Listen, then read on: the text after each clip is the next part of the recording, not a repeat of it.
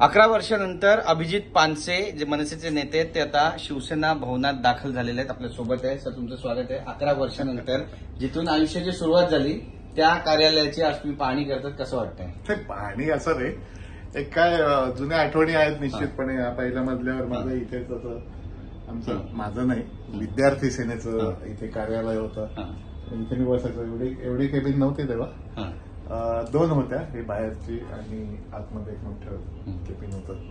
आणि अनेक वर्ष आयुष्यातली राजकारणाची सुरुवात माझी इथून झाली. आणि ह्या समोर बघाल तर हॉल आहे अजून.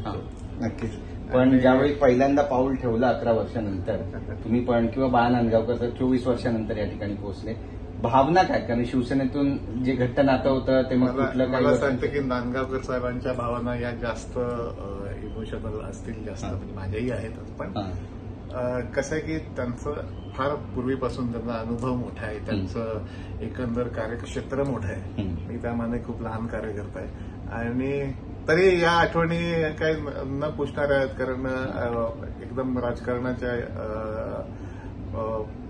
पाऊल पहिल्यांदाच जेव्हा पडलं तेव्हा विद्यार्थी सेनेतनं मी सुरुवात केली आणि अचानक वर्षभरात मी विद्यार्थी सेनेचा अध्यक्ष मला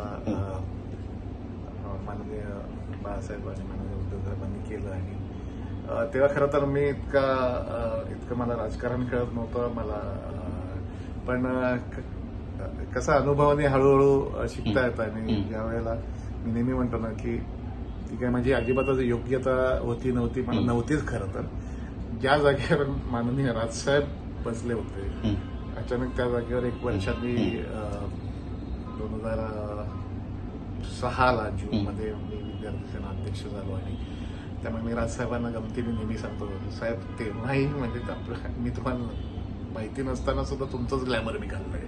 त्यामुळे त्यांचे अशा पद्धतीने एक वेगळ्या पद्धतीने उपकार तेव्हापासूनच माझ्यावर आहेत. नक्कीच. पण आज जेव्हा तुम्ही पाऊल ठेवलं, बाळासाहेबांची आठवण आहे तुम्हाला? ठीक आहे. म्हणजे मी सांगतो ना, मी खूप तसा लहान आहे. कारण जनरली ते इतके मोठे होते, त्यांच्या आयुष्यात करोडो लोक होते, त्यापैकी मी एक छोटा कार्यकर्ता होता. पण निश्चितपणे मी भाग्यवान आहे की मला त्यांच्याशी संवाद काही वेळा साधण्याची किंवा त्यांचं मार्गदर्शन घेण्याची मला संधी मिळाली.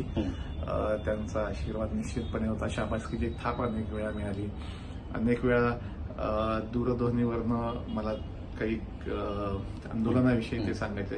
आता याचा अर्थ की रोज मी त्यांचा फोन घेतल्याशिवाय निघायचं नाही की त्यांच्या घरी बरोबर जेवायचं असं नाहीये. पण हे जे अनुभव आहेत हे अविस्मरणीय आहेत. आणि मी नेहमी असं म्हणतो की God is very kind to me always, की इतक्या उत्तुंग व्यक्तिमत्वांना मला भेटता आलं, त्यांच्याबरोबर मला त्यांचं मार्गदर्शन घेता आलं. माननीय बाळासाहेब असतील, उद्धव साहेब असतील, किंवा आता गेले अनेक वर्ष मी राजसाहेबांच्या जवळ एक कला क्षेत्रात सुद्धा आणि राजकारणात सुद्धा मार्गदर्शन घेत घेत काम करतो. त्यामुळे आय एम ब्लेस्ड. थँक्यू. धन्यवाद आमच्याशी बातचीत केल्याबद्दल. कॅमेरा पर्सन योगेश ग्रोवचा, गिरीश गायकवाड, TV9 मराठी, मुंबई.